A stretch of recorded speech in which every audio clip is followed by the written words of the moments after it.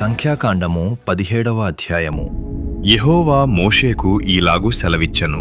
నీవు ఇశ్రాయేలీయులతో మాటలాడి వారి యొద్దనొక్కొక్క పితరుల కుటుంబమునకు ఒక్కొక్క కర్రగా, అనగా వారి ప్రధానులందరి యొద్ద వారి వారి పితరుల కుటుంబముల చొప్పున 12 కర్రలను తీసుకొని ఎవరి కర్ర మీద వారి పేరు వ్రాయుము.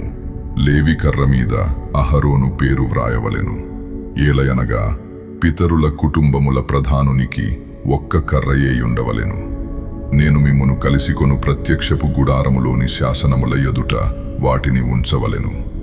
అప్పుడు నేను ఎవని ఏర్పరచుకొందును వాని కర్ర చిగిరించును.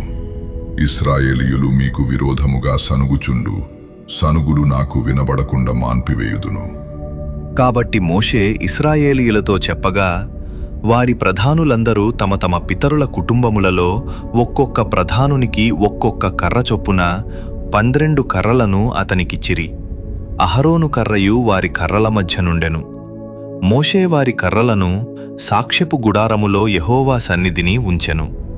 మరునాడు మోషే సాక్ష్యపు గుడారములోనికి వెళ్లి చూడగా, లేవి కుటుంబపుదైన అహరోను కర్ర చిగిర్చియుండెను. అది చిగిర్చి పువ్వులు పూసి బాదము పండ్లు గలదాయెను. మోషే యెహోవా సన్నిధి నుండి ఆ కర్రలన్నిటినీ ఇశ్రాయేలీయులందరి ఎదుటికి తేగావారు. వాటిని చూచి ఒక్కొక్కడు ఎవరి కర్రను వారు తీసుకొనిరి.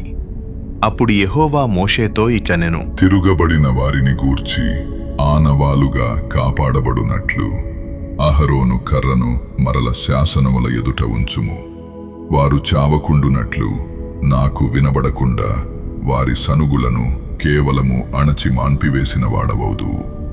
అప్పుడు యెహోవా మోషేకు ఆజ్ఞాపించినట్లు అతడు చేసెను. అలాగుననే చేసెను. అయితే ఇశ్రాయేలీయులు మోషేతో ఇట్లనెరి, ఇదిగో మా ప్రాణములు పోయినవి, నశించిపోతిమి, మేమందరము నశించిపోతిమి.